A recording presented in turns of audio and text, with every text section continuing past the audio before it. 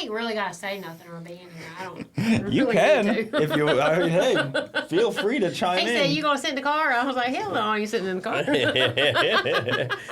You have to do all of the same stuff he does, but you don't get the fun part of letting off the button. Right, yeah, exactly.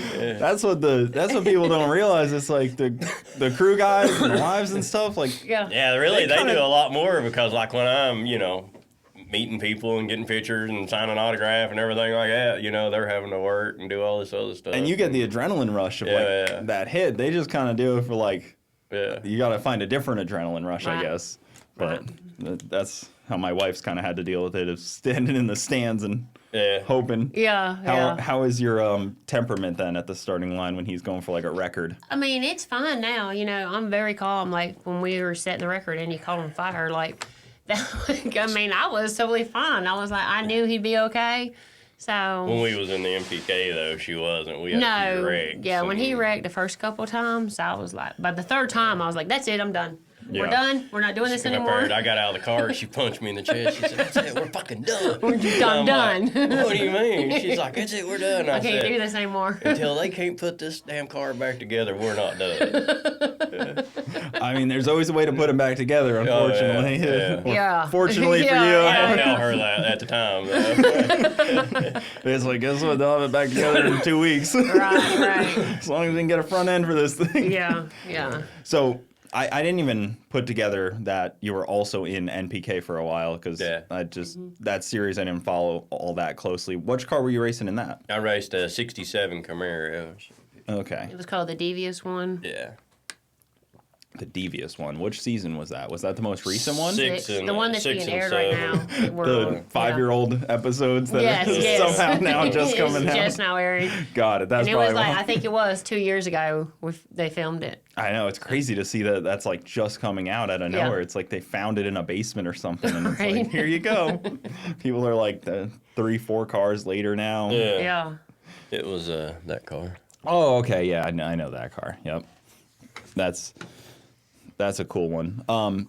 So then you decided to switch to Pro Mod. We started out running Radial versus the World, and we started out just bracket racing and then running some 470 stuff and 440, and then it didn't take me long to get bored with that, and I started running Art Radial versus the World, and and then I went and I got disqualified from a race because they had invited me, and then they disqualified me because I won the first one, and they said my car wouldn't qualify. So then we was building another car, steel roof and quarters car, just to go back and just run through that class. And then that's when the producer called me, and Jerry Bird, one of my friends that runs MPK, had the producer call me and said, "Come meet me." So that's kind of how we got started. Yeah, and then NPK obviously was paying so well that it made so much sense to... Yeah, and then it kind of, we just kind of got over all the politics bullshit and everything that was there with that. So we just, we quit doing that and started running, decided we was going to start running Pro Mod because I kind of seen that was where the big money was getting ready to go toward. And, I'm friends with Wes Buck and stuff, so he kind of got me steered in that direction.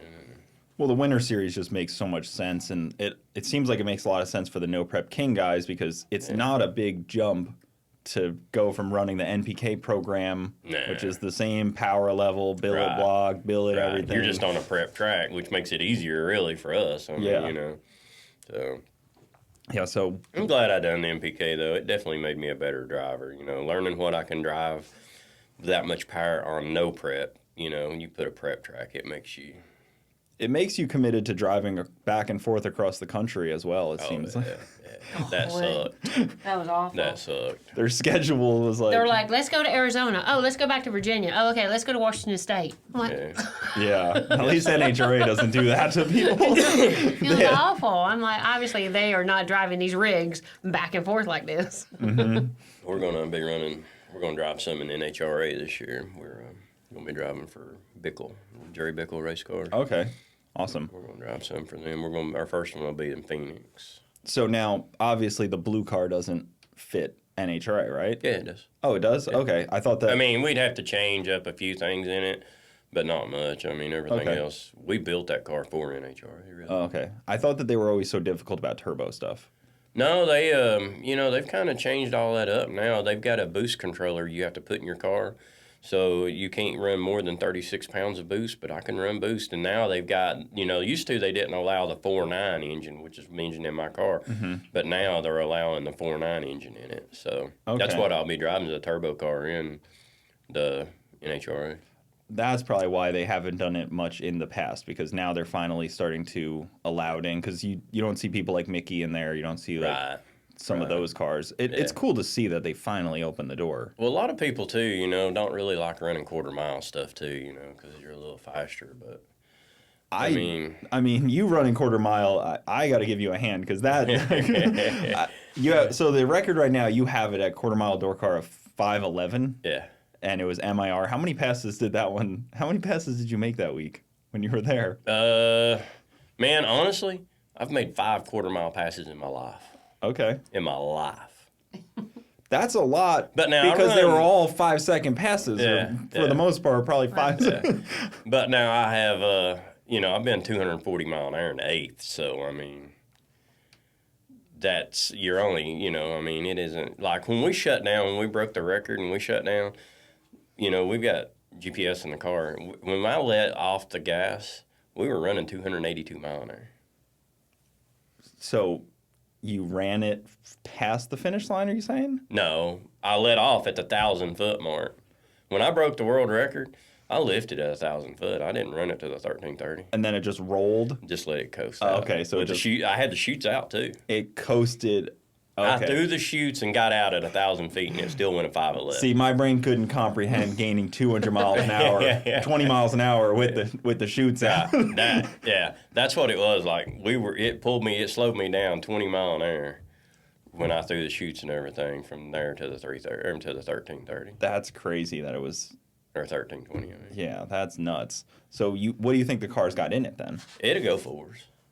The front, the air pressure, we just didn't really realize how much downforce that wind was going to have at 280 mile an hour, and it just shoved the nose down on the ground. It was the hood, the tires were rubbing the hood, and it was blowing rubber over the windshield and stuff, and I couldn't see the rubber and the smoke, but I could feel it like in the car a little bit, to tell that something wasn't really 100% right.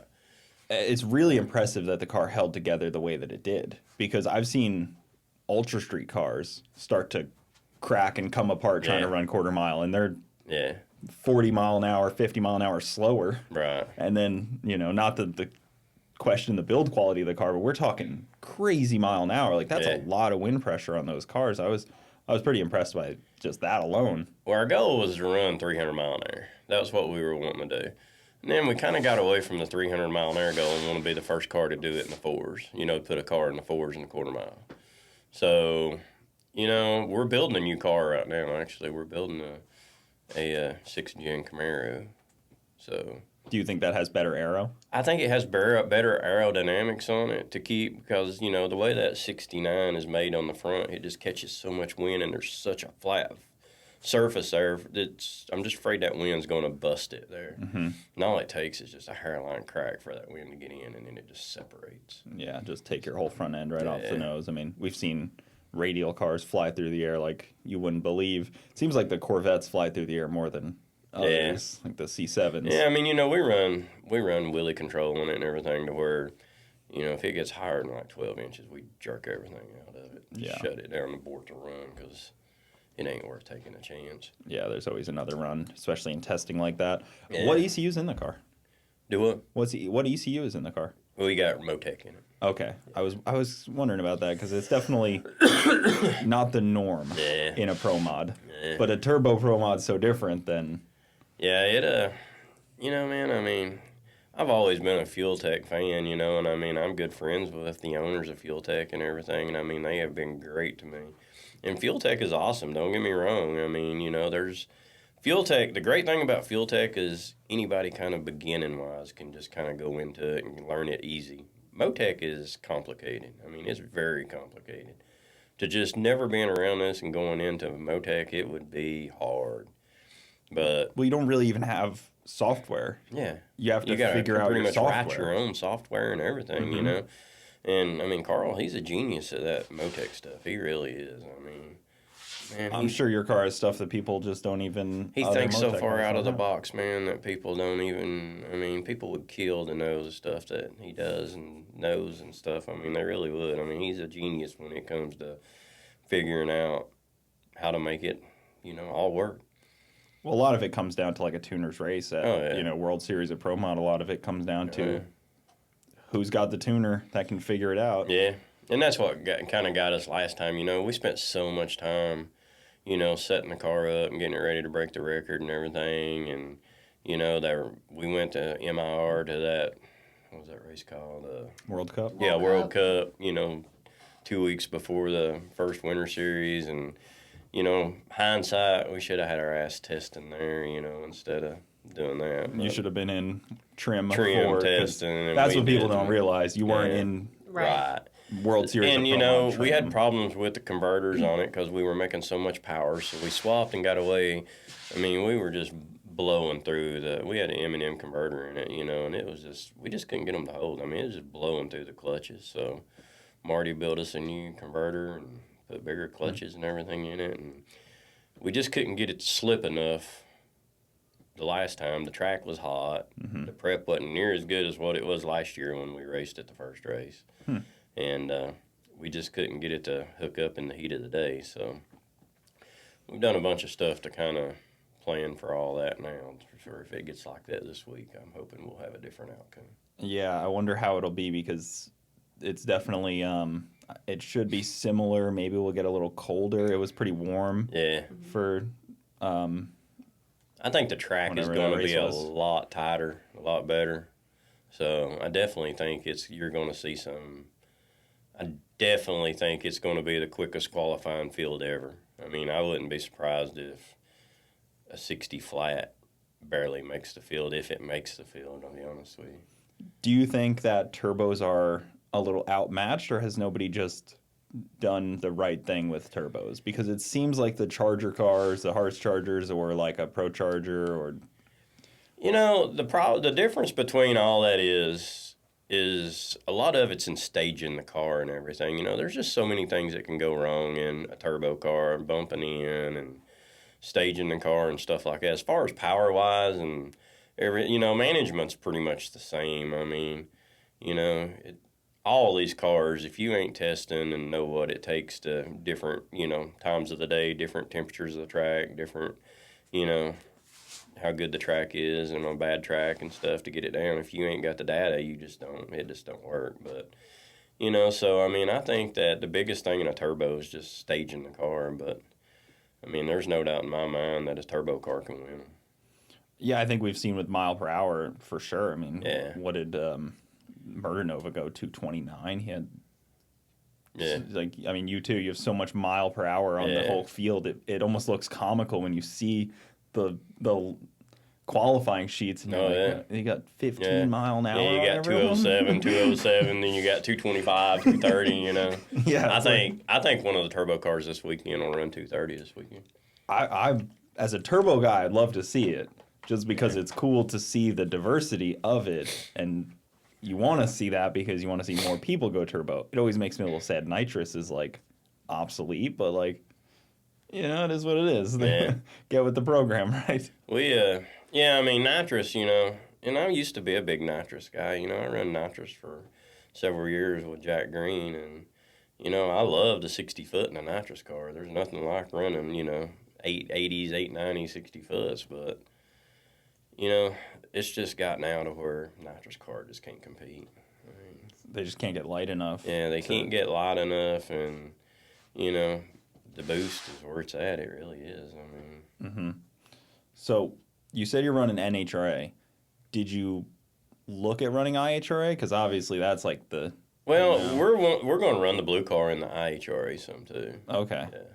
Because I know that there's probably a lot of people sitting home right now trying to figure out what they're doing for 2026, where they're putting their cars. Yeah, and that's kind of where we are too. I mean, with the blue car, I mean, you're central to so much IHRA stuff. Well, I mean, IHRA is just paying so much money out right now, and I mean, you know, they've kind of doing like Wes has done now, and kind of followed Wes's footsteps, you know, and throwing that $1 million out and stuff, and you know, I mean, it's hard to pass that up. I mean, you know, it's hard to do it, to win 3 races like that, but I mean, somebody will do it at some point.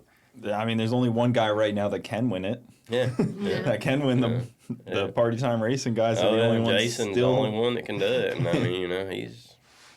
The elite guys are probably sweating a little bit, like, wondering what happens if somebody's going to get the million. So they almost need to put a bounty on him at this point to try to keep him from winning it. Cause, you know, and Jason's good. Jason's very consistent, too, you know. Jason's a good guy. I mean, me and Jason's friends, and I mean, you know, if anybody can win it, if anybody does win it, I'd like to see him win it. But, you know, we ain't going to lay up. I mean, my goal is to win this weekend. It always seems like the guys that are big into PDRA do really well in any situation and end up racing really well.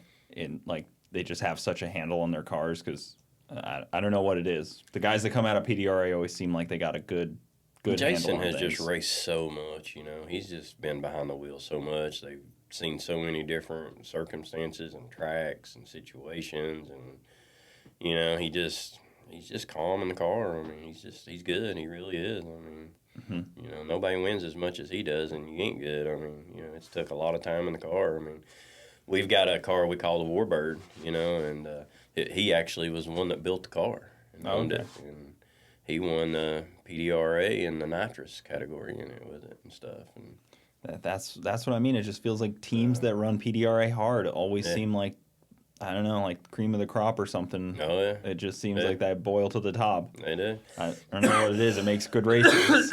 And you got, you know, Stedding, Tutterow, and all them guys. I mean, yeah, they always seem to do well. Hammers. I mean, they really are. So, what is the true difference between your car and like Outlaw trim versus like what you're racing this weekend? Like when you were running for the record, did you have less weight on the car? Bigger? Yeah, turbos? we had a lot. We had about. We started out with a lot less weight, like a little over 200 pounds. But by the time we kept breaking shit and having to beef it up, I mean, hell, we put another 75 pounds in weight back in it, putting thicker housings in it and different heim joints and different, you know, this and that. And, you know, we just kept having to put bigger and beefier in everything, you know.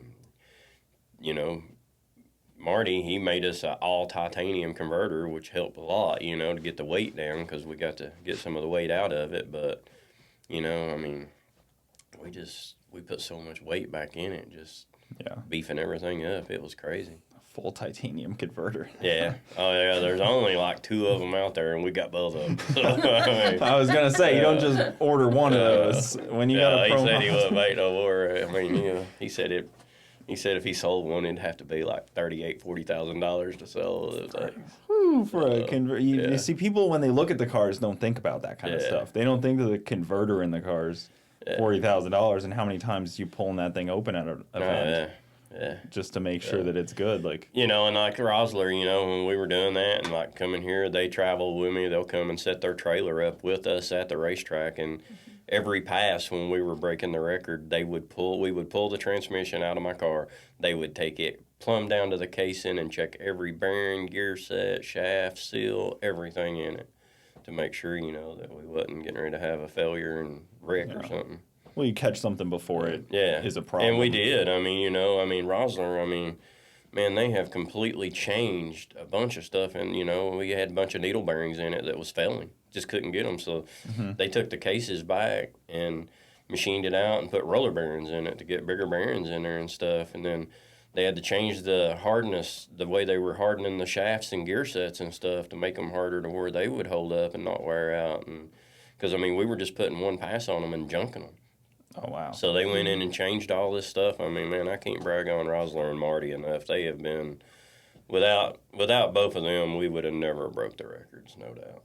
I mean, I can imagine, having somebody on site like that and that kind of customer service. And it's in their interest to break the record as well. And you know, I mean, they're ahead of the game now. I mean, you know, because everybody's going to be going toward this. I mean, you know, nobody ever really talked about breaking records and everything until we started, you know, broadcasting. That's what we wanted to do. And now, you know, there's several people that, well, I mean, even, you know, Donald Long's got a race now at the end of the year we're going to that's race for the record, you know. So what was your motivation to break the record then? Was it just the bragging rights? Yeah, just the bragging rights, I guess, you know, and just you know, prove that we could do it. I mean, you know.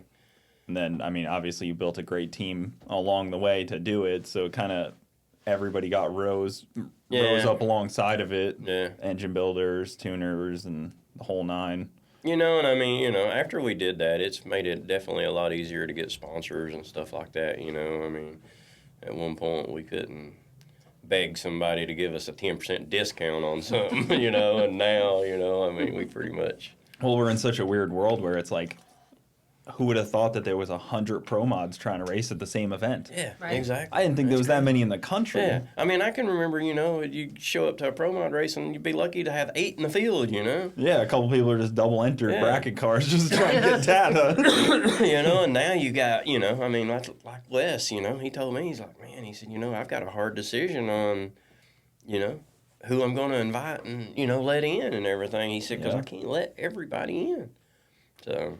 That's crazy. That's such a crazy world that we're in, where there could be IHRA, PDRA, NHRA, and the Winter Series all running tons of pro mods all across the country. And I mean, $1 million to win will do it. Oh, yeah. It'd be nice if NHRA put pro mods a little more on a pedestal, but you know, maybe they'll learn. I think all of it's really going toward pro mod. I mean, what Wes Buck has done for the pro mod racing has been unreal. I mean, you know, I think Street Outlaws really helped bring racing back, but I think Wes Buck has just skyrocketed the pro mods. Yeah. And especially when he brought this $1 million out in 3 races. I mean, that's been a game changer, man. That's opened a lot of people's eyes and made a lot of people dig a little harder and spend a little more money trying to, you know, push their team to the front. Does it hurt that you guys don't really have an off season? Oh, yeah, it definitely does. They kind of put this right in them. It definitely does. I mean, you know, that was one of the biggest reasons we didn't run Season 8 in the Street Outlaws, was because we were just tired of traveling all the time. And then, you know, I'm definitely never going to miss the Winter Series because, I mean, you know, that's the funnest race there is to me. I mean, I love the Winter Series races. Yeah. So, you know, and I mean, just we traveled and raced so much. The first year we done an MPK, it was awesome, you know, because, I mean, really it was like a big family for most of us, you know. I mean, we all hung out, had fun, you know, and traveled from track to track pretty much together and everything, and we would see the sights, go out and do stuff and everything. But then it just kind of got to where it was like a slave job just trying to get from track to track. I mean, it was hard enough to run 16 races like that and keep your car together. But then you got to keep your rigs together and your trailer and tires and everything else together, too. I mean, it was just... I felt more like a daggone mobile mechanic and a diesel mechanic than I did a race car driver. I mean, it was crazy. Yeah, I've seen quite a few photos of people in like a KOA, you know, sleeping there and putting their engine together out somewhere across the country. We were stuck in Wyoming for 2 days with our rig broke down. Yeah, we broke down in Wyoming and was stuck for 2 days once. And I think Disco Dean, he's changed tires in about every state there is in the country. I love Dean. That guy's awesome. He is. He's a nut. Lindsay's awesome. They really are. The bright pink cars. It's just, you can't miss them.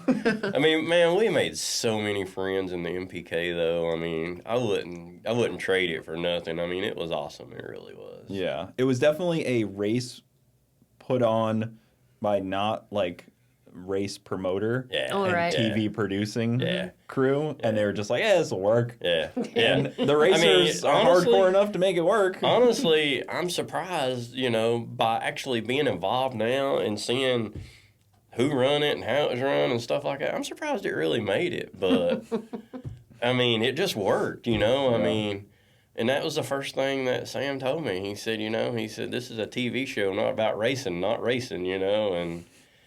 But, I mean, you know, everybody thinks that it was all dramatized and everything like that. It really wasn't. I mean, when we went up to race, we were never told to lay down. I mean, every time I raced Brian Martin, I brought my A game. I never one time was ever told to lay down or anything because I wanted to beat him. I mean, you know, he's one of the few that I never got to beat. I raced Ryan, I think, twice, and, you know, he won both of them. But, you know, I mean, every time we went, We tried to knock whoever it was we was racing out, and everybody else did there too. I mean, it was really heads up racing, you know. I mean, well, everybody knew. I mean, you come to the top of MPK and you build a real name for yourself, Ryan. I mean, he's become a bit of a household name in drag racing from being so dominant for so long in that. Yeah. And it's worked out. Yeah.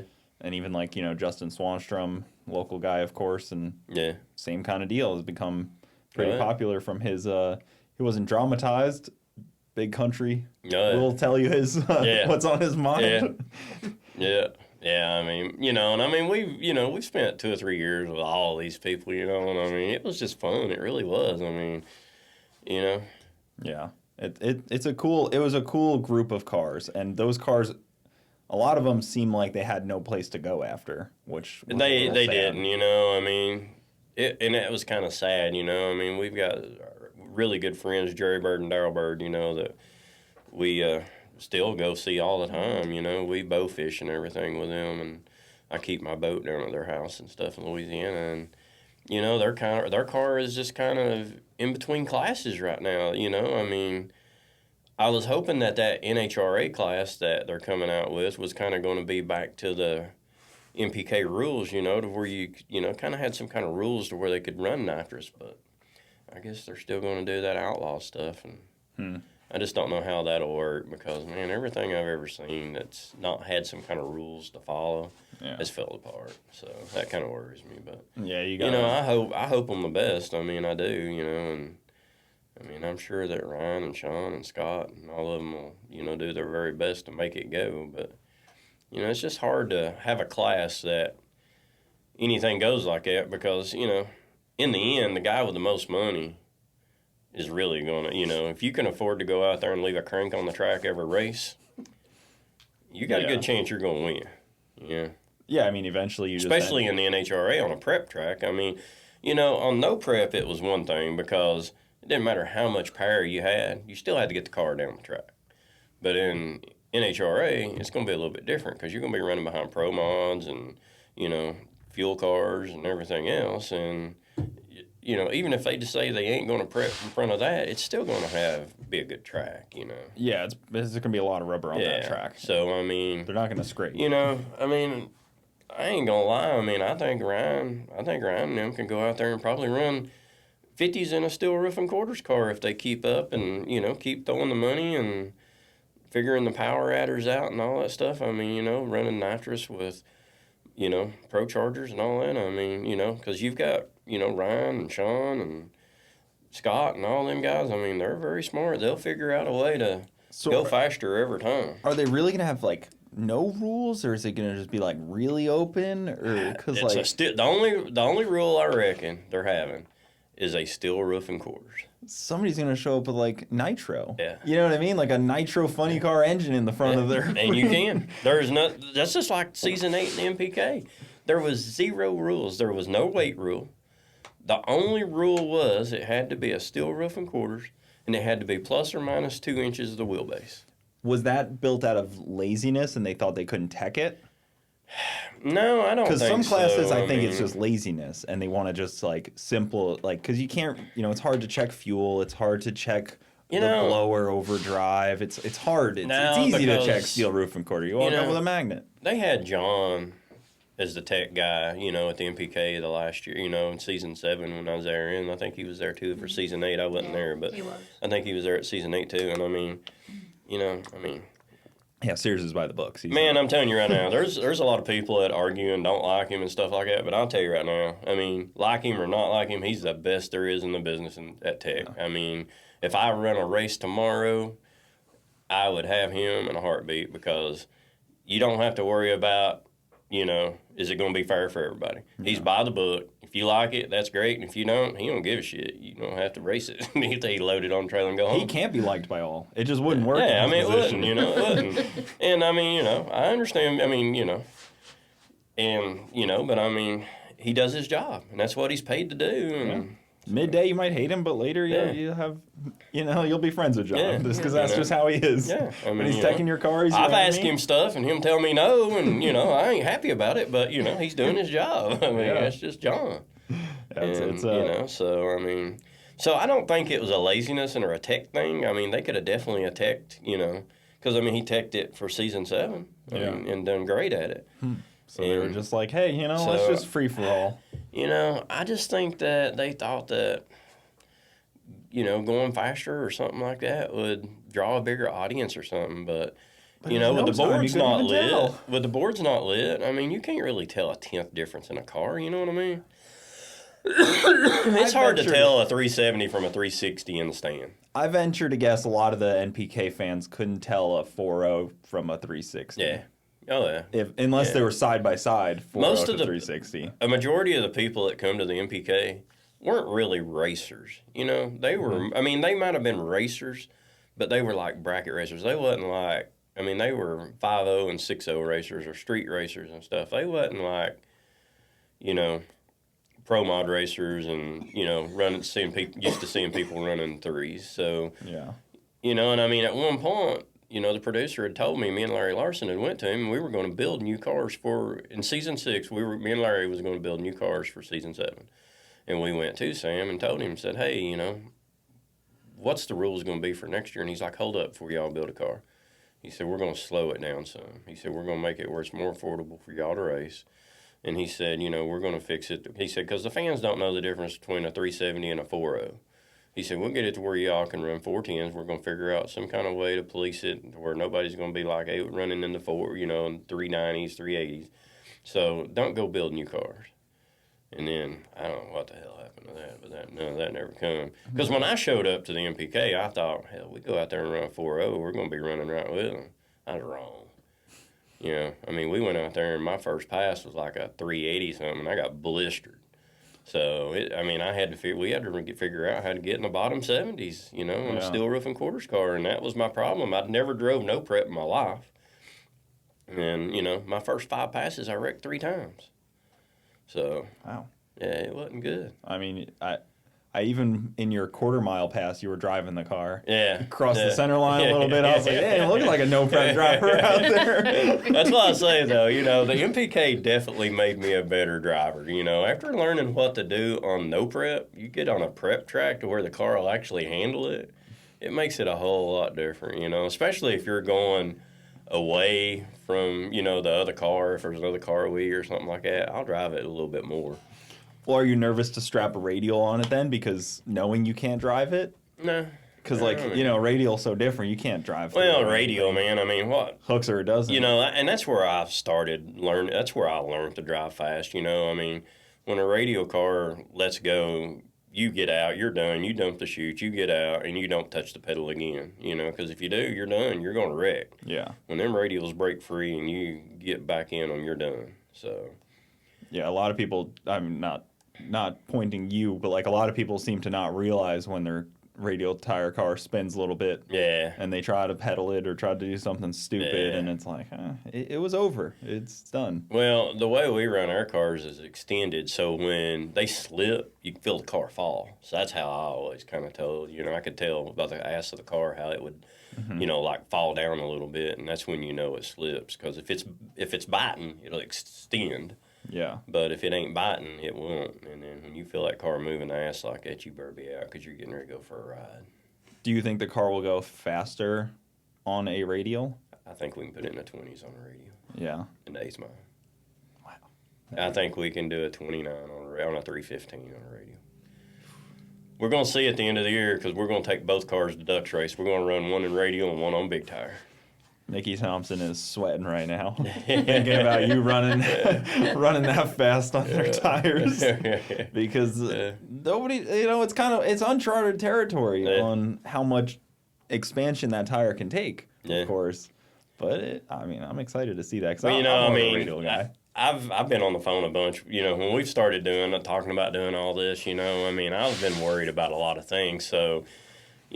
Wes got me hooked up with Frank at Hoosier, and I talked to him for, 2 or 3 times for hours just picking his brain and, because they got all these engineers and everything that don't have anything else to do but test the tires and see how long it takes to blow them up and, bust them and stuff. So, I said, man, do you think it's going to hold up? He said, I think it'll hold up. I said, have y'all ever had one of your tires at 300 mile an hour? And he's like, no. He said, but I think it'll do it. He said, I wouldn't worry about it, He said, I probably wouldn't go out there and put 15 passes on one at 300 mile an hour. He said, but, you know. Yeah. He said, it'll be okay, I think. He said, I just can't. He said, we've never had an engineering standpoint behind that. He said, but I think you'll be good. And we were wanting to put a top fuel car on a tire on it. It's what our original goal was. But they grow 6 inches, so I didn't have the clearance. Yeah, I mean, that's a huge amount of growth. That would be that would be nutty on the back of that thing. It would look like it would look so weird under a door car, like seeing it from behind grow 6 inches. The whole car arrow would change. Yeah. So, you know, we ended up going with the Hoosier, and I mean, man, it's worked out pretty good. It really has. It's cool to have them so behind you on that, because it's scary to tread into uncharted territory without some confidence. Yeah. And it's nice to know that you did the due diligence, of course. Not just like, hey, I've talked to a lot of the salt flat racer guys that, have, really been fast. And, I've talked to a bunch of them guys online and stuff and called them and everything. They run like forklift tires on those things. Yeah. It's nothing like, It's so funny because there's no other tire that can take the amount of abuse. Yeah. So, but it's been wild. It really has. I mean, we've caught a bunch of slack over it too from a bunch of people, but I don't care. What kind of slack? What do you mean? Just people, hounding me that we done it testing and we were all the time testing and all that. But they'll see in the end. The one that tests is the one that's going out on top. And I mean. It was a brand new car. We'd never, when we started all this, we entered the car in one race. We went to Yellow Bullet and run it, and we run what was our fastest pass there? It was Wes told me it was the fastest pass at weight, and I don't even remember what it was now. Did you get rewarded with more weight after that? No, they didn't. No, they didn't.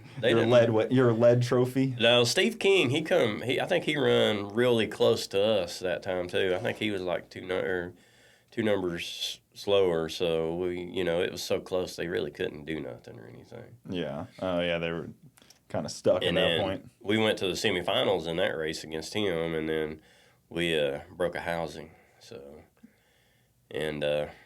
When we done that, we were out. So the rear end housing. Yeah, and then Carmack, he went out and made us a new housing.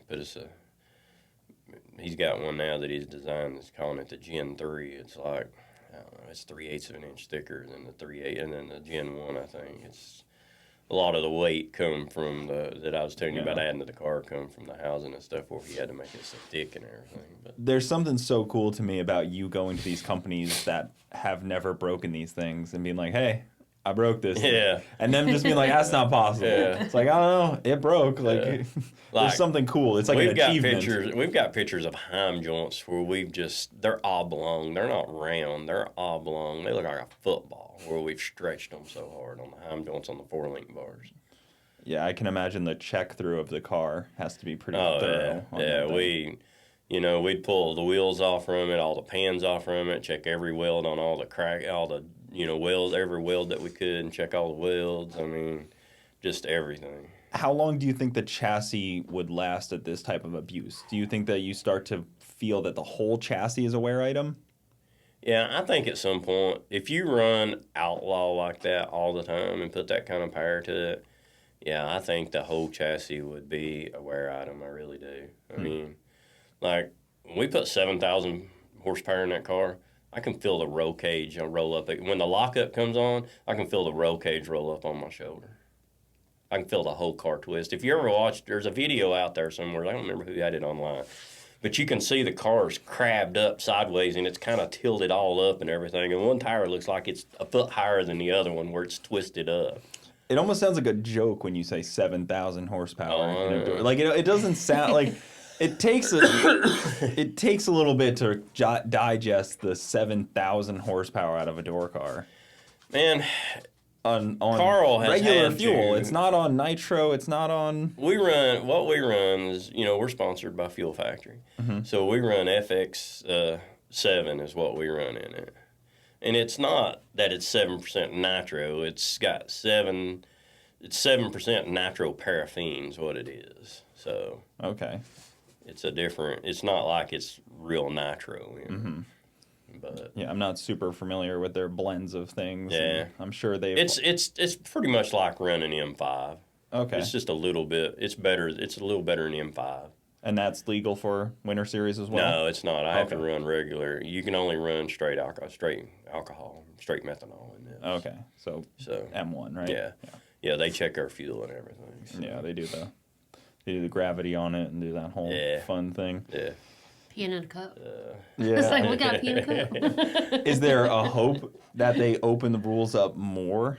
Because there is clearly more left in these cars and the builds and the tuners. Do we want to see 30s in or 20s in competition? Man, I don't know. I kind of like it where it is right now for this kind of class racing. I mean, NHRA's got the Outlaw Pro Mod that anything, goes, you can run it. So we're going to definitely run some. We'll take our car and run some of them for sure, just to go run some of them. But, at some point too, we run, 240 mile an hour in the eighth. I mean, at some point, it gets dangerous running them kind of speeds side by side somebody else, I mean... Yeah, we saw a couple weeks ago 2 cars getting tangled up at the top end, Yeah, and they wasn't running nowhere near 240 mile an hour. No, it was in the shutdown even. Yeah. They were already out. I don't know. I think a safety aspect comes into play there at some point on... and I mean, I have to say, Wes and them do a pretty good job keeping the Winter Series... pretty much equal. Yeah. There's just always this, oh, they can all go faster. Do you open the rules? But yeah. Well, I mean, honestly, I think there's a few people that can go faster and just don't show it to keep from getting lead trophies, Mm-hmm. So... That's usually in the best interest. I know X275 is kind of the same deal. It's like, you idiot, you just put a friggin' 10th on the field in testing. Yeah. So, I mean, that's... I kind of like it how it is right now. I mean, I don't want them to speed it up real bad, real fast and everything. I mean, I like doing the Outlaw stuff, but... I don't think I would want to do it every single race. Yeah. I mean, I think you would see a lot more track cleanups and stuff like that because, I mean, it's hard. I mean, and, I've had a lot of good people behind me, with Marty and Carl and Rosler and Carmack and everybody like that has really been on board and, help me figure this out and beef all this stuff up and everything like that. And, if you had races that you didn't have all them people behind it, it'd constantly be track cleanups and wrecks. I mean... Yeah, it would just get out of hand almost immediately. It would. And who's your engine builder? Carl Stevens. Yeah, Carl Stevens. Yeah, XRE. So how do they do it? Do they take a Noonan block and do his own heads, or is it all his own stuff? Or he buys the Noonan block and then he puts his own valves and all that stuff. He buys everything cores and he helped Noonan on the heads and stuff on everything. On the development side on that, makes sense. And then he does all his own stuff and he puts his own cams, cranks, and all his little bells and whistles on it. So now he comes down for this race, helps you. Is he also running around helping other cars? Or is it no, he pretty much just helps me. I mean, he's got another guy that comes here, Brian Whittle, that runs 10.5 Outlaw. Mm-hmm. And, he'll help him tune, and Brian will come over to the trailer and he'll help him. But I didn't know if it was like the Pro Line guys where they're no. everywhere at once. Cause Carl won't do that because Carl's got so much stuff that he don't want out. He won't tune for a bunch of people like that. Yeah, that makes sense. But you pretty much got to be tight-lipped and he's got to know that you're tight-lipped before he'll work with you because, I mean, honestly, man, he does some stuff that's just so far out there that, Yeah, I've seen some other cars too where they're covering up something on the transmission and it's like, what's that, like sensors or something? Yeah. Like what? Yeah. People always hiding something funny, which is always really cool, and then it finally comes out and it's like, oh, You know, if it was left up to Carl, we'd put a blanket over that sucker and float it up to the finish line. And I would do a burnout under a cover. And then when we got ready to launch the car, he'd uncover it. And when I staged it, you know. You're like a no-time guy under a blanket doing spark plugs. Yeah. That's cool. I but like man, that kind of stuff. honestly, he's the best at it. I mean, you know, and I mean, we met Carl and started running his engines when we started running NPK, because I'd never run anything but nitrous until I started NPK. And I started running Pro Charger when he started helping me there. Mm-hmm. And you know, we have run for 4 years now with his motors. I have never ever kicked a rod or hurt a sleeve. Wow. Never. No windows at all. That's cool. No windows, one. That's awesome. And I bet I've made 350 passes on his motors. Yeah. In 4 years' time. Because it's common. Probably more than that. It's been more than that. I mean, it's fairly common to put a rod through those motors. They're just welding back up. Oh yeah. You know. So I mean, like, the new car, we got it in August. The blue car? Yeah. In August we got it? Of last year? We've already put well over 100 runs on it. Wow. Yeah. That's crazy. I mean, it's a crazy in the cost aspect of it too, because I've heard people break down cost per run, and it's not low. It's a heavy pill to swallow. And when you're doing that outlaw shit, whatever that number is, add about 4 times on that. Yep. That was kind of the same with Garrett running Eagle. They were like, well, change the rods every couple passes. Unless you're running quarter mile, then change them every, one. Yeah. Like, we'd pull the pistons out and look, pretty much every other pass, and look at the pistons and stuff and check everything out and everything. Starts to be like top fuel maintenance at that point. It's like everybody was talking about, I was up there for a week, throwing off on me for going up there a week and testing. In a week, I made 11 passes in 6 days. 11 passes.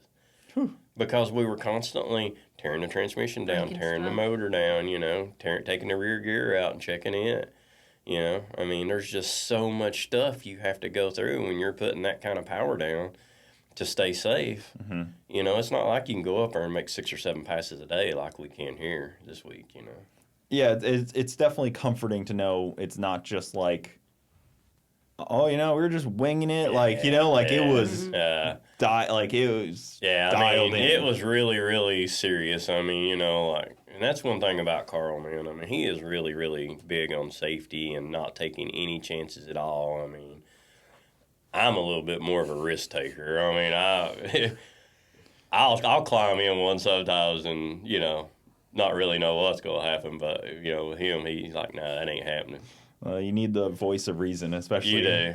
You need to give them like the final say, almost of like, hey, you tell me if this is a no go at this point. Agree. I know, and I do. I mean, he would. He's even told me before. Hey, I won't put a tune in it. We won't go. You ain't running that. I'm sure there's things in the tune-up that would stop you from being too much of a wheel man. Also. Yeah, like like a lot of times, when we first go up there, he'll like jerk all the timing out at 300 feet just so I won't keep, because I'm bad to like, if it's going a good lick, I think it's going to be a good run to hold it a little longer. He'll jerk all the timing out of it and everything. And just, make it fall on his face at 340 or 350 feet, so we can read the plugs and stuff. And then he'd see it in the tune-up. Your TPS is all it's 100%. Never lifted. But that's what you want in a driver. You don't want somebody that's scared of the thing. 100%. Yeah, it's got 100% fuel or TPS and 0 timing in it.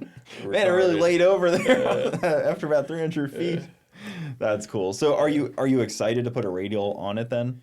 I am. I'm excited to see what it's going to do with it. I really am. Because the radial racing's, it's just cool. Like, taking the wheelie bars off, the watching it separate like crazy and seeing that chassis work on a radial will be something that I think a lot of people are really interested in seeing. Yeah. The only thing I hate about radial racing is the drive lines, how they, the U-joints are rough. When they separate like that, I mean, we have broke so many drive lines in my other cars, running RVW and stuff, separating them, driving them wheels down to make them bite. Yep. So that makes a lot of sense. Yeah, you see the carbon fibers hit the roof every now and then. You see a couple of shards. Oh, yeah. But yeah, I mean, some of those cars separate pretty good. You kind of have to have that going down tracks like a snowplow. Yeah, I mean, when me and Luis from Fuel Tech, you know, the first year I ran RVW, we were on the same team. And we would show up at the race, and we'd have, you know, our cars were pretty much identical. We set them up identical, same length drive lines and everything. We'd show up at the race like 8 drive lines because we know between testing and racing. And they, you know, they've been times that we've loaded our cars, you know.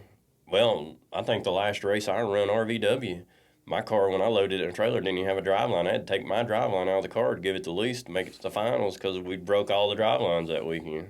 You know? And by drive line, how far into the drive line, once a drive shaft breaks, how much really breaks along with it? Oh, yeah. I mean, it just destroys shit. Like, people don't realize that once that thing Oh, yeah, it spins ain't up, just the drive line. It's the tunnel. I mean, you know, fixing all the tunnel.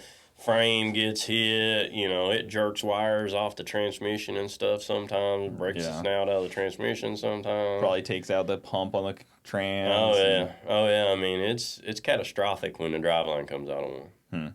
Yeah, I've seen a couple rear gears break and then just everything up the line breaks across it. Yeah, it's crazy. When we break a rear gear, we're done until we go through the motor, put another trans in it and everything, because... That's crazy. You know when you break a rear gear that you're getting ready to kick a rod if you don't. Transmission's getting ready to let go if you don't. I mean, you see, this is a lot of the stuff that people don't realize goes into an operation like that. Like all those little things. Like a lot of people would think, yeah, I broke a rear gear on my street car, you know, whatever. I put a new gear in it, but when you break a rear gear is the cheap part to fix. It's going through the motor and you know, because I mean. We break a rear gear, we jerk crank out, mag crank and everything, because, I mean, there's a good chance you've broke the crank, you know, and everything. I mean, it's... When you're turning that kind of power and all of a sudden it just freewheels and goes 12 or 13,000 RPMs, I mean... You know, and the problem is, ECUs are only so quick. They just can't catch it quick enough to do, you know... Yeah, it's instant. It's just like right to the dinger. Oh, yeah. As high as it'll go. Yeah, and I mean, usually it's ugly. I mean, you know. Yeah, and the turbos will just make a bunch more power up there. It starts to get really, really hairy. What turbos are on the car? We got Precisions. Okay. We run 88 millimeter Precisions on it and this. And then when we broke the record, we had 98. They made me some 111s for the World Cup.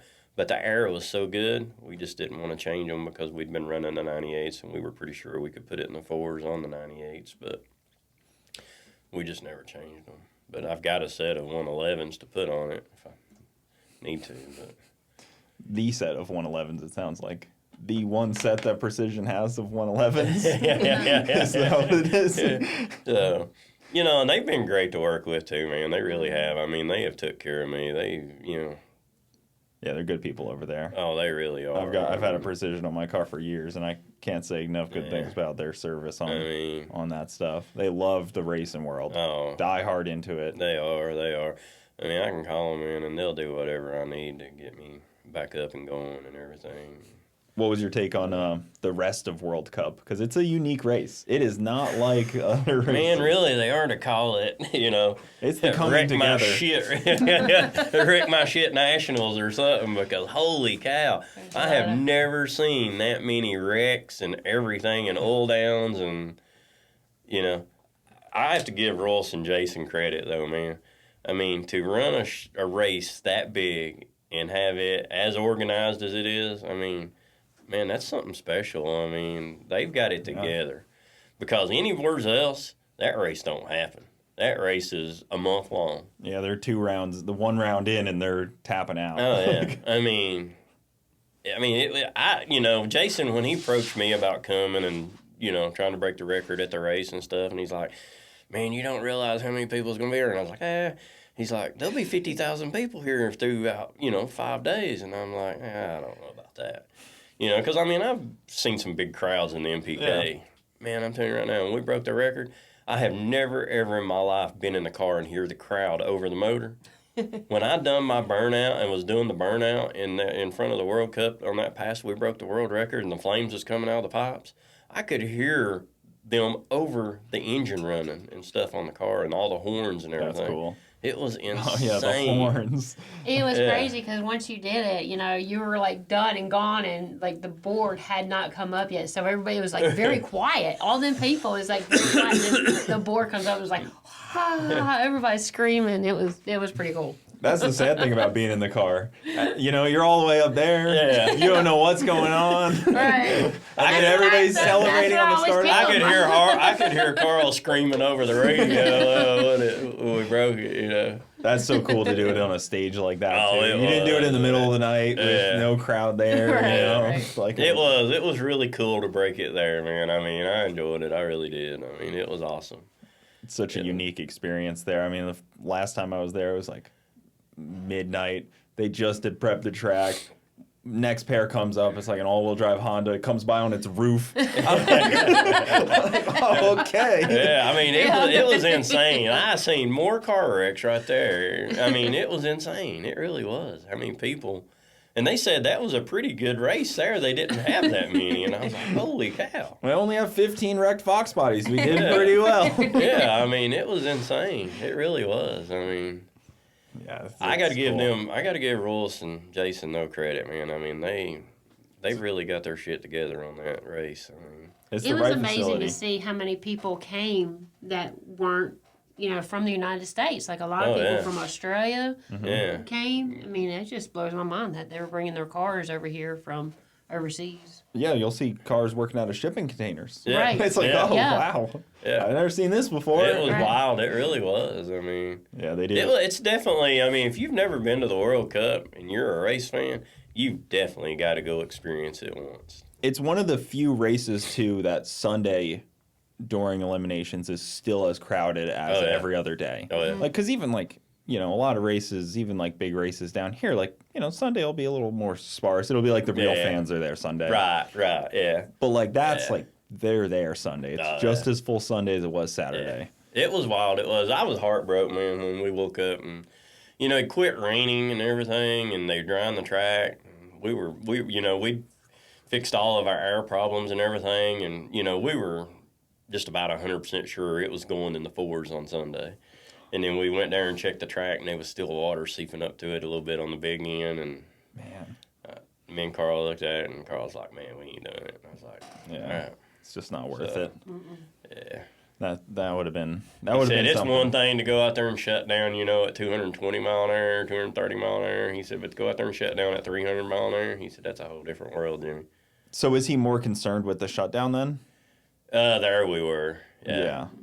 That's interesting because a lot of people probably don't realize that. You know, shutting down's the worst part of it. You know, when you're running them kind of speeds, when the car was planted, you know, it's good. It's when you let off, you know. That's why when you're running quarter mile and running that fast, you got to get the chutes out before you take your foot off the car and try to get, you know, some kind of protection back there and get them chutes holding you straight, because when you unload that car going that fast, that's when it's dangerous. It's when that ass end starts moving around with you a little bit. Well, even it happened to Lutz one year at World Cup where you see his chutes come out and then the whole chute's gone right off the back of the thing. Yeah.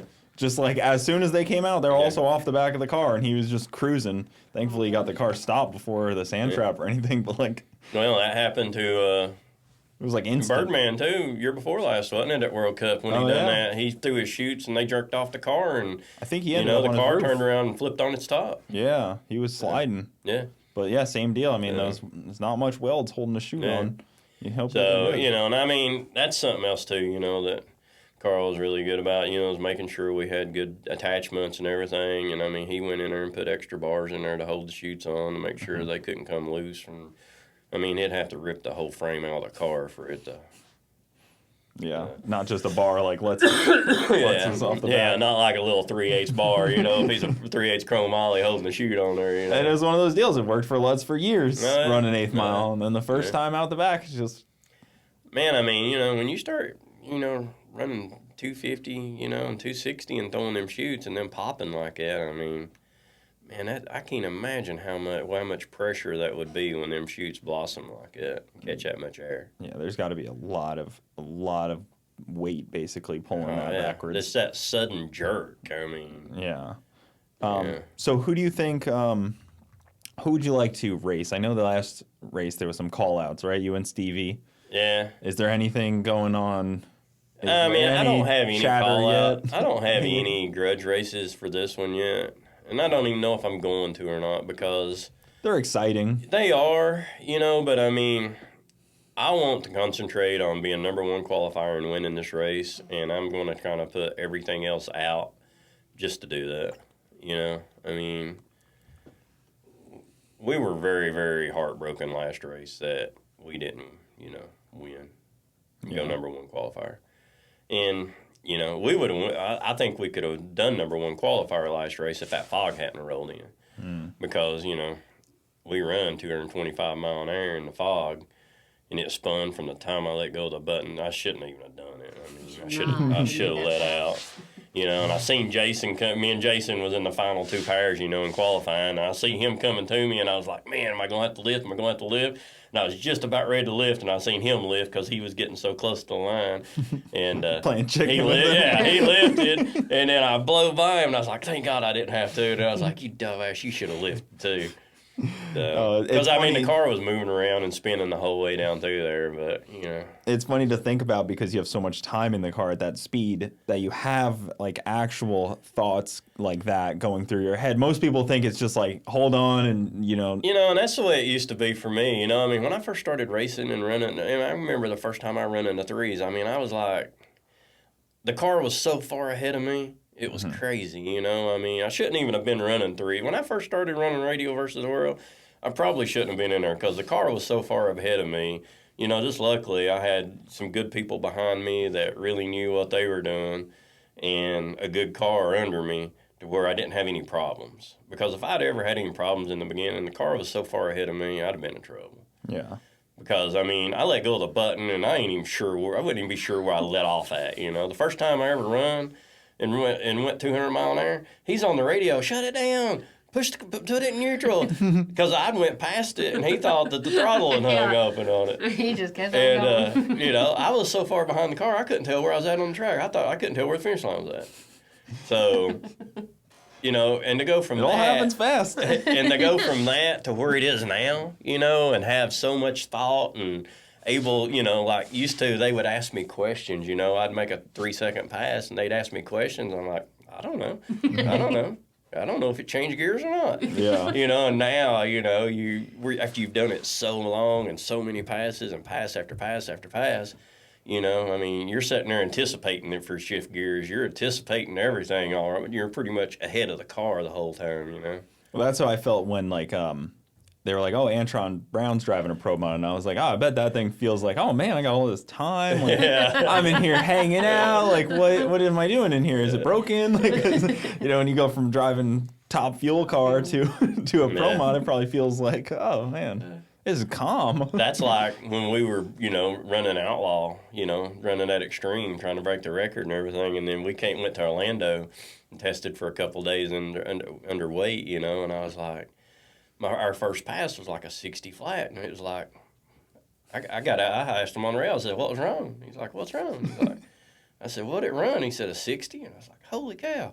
I thought it'd run like 80s or something. I thought something was wrong with the car.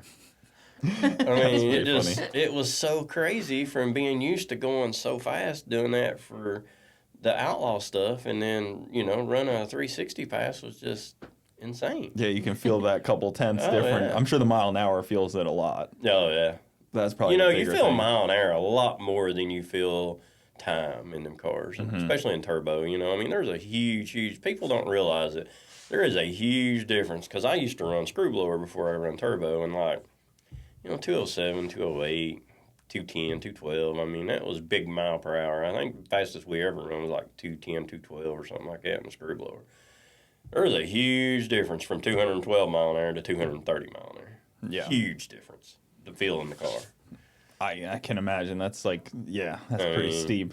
But now takes a lot of power to go from a 355 to a 365 or 70. It doesn't feel that much difference in the car, really. You know, but speed, the mile per hour, you can tell it hugely. It's unbelievable that happens like that. The way that it shakes out, the turbo cars are just mile per hour like crazy out the back. It's insane. I mean, man, when the lockup comes on them things, it's addictive is the problem. Yeah. I mean, that's the problem with the turbo car. When that, and I've raced all of them. I've raced nitrous, pro charger, screw blower. And, Carl's been trying to get me to get in a turbo car for a while, and I just hadn't done it. And, man, when that lockup comes in out there, though, and I mean, like when we broke the record and the lockup come in, it turned 4.7 Gs on the lockup. At, 1,000 foot, right? Yeah, like, which is crazy. Like, it's hard to imagine that. It's like, you understand it kind of at the start, but... Yeah. Yeah, but I mean, when you're already like, we'll bring the lockup in, pretty early. And, when you're already running 130, 140 mile an hour and the lockup comes on and then it spikes the G meter up, I mean, everything I've always done has been the G meter spikes and just constantly falls from there. Yeah. This is completely opposite. I mean, you'll start out at like 3.5 and then next thing you know, you're eyes in the back of your head, So you guys use this might be a little proprietary stuff, but you guys use the lockup just the once, or is it used?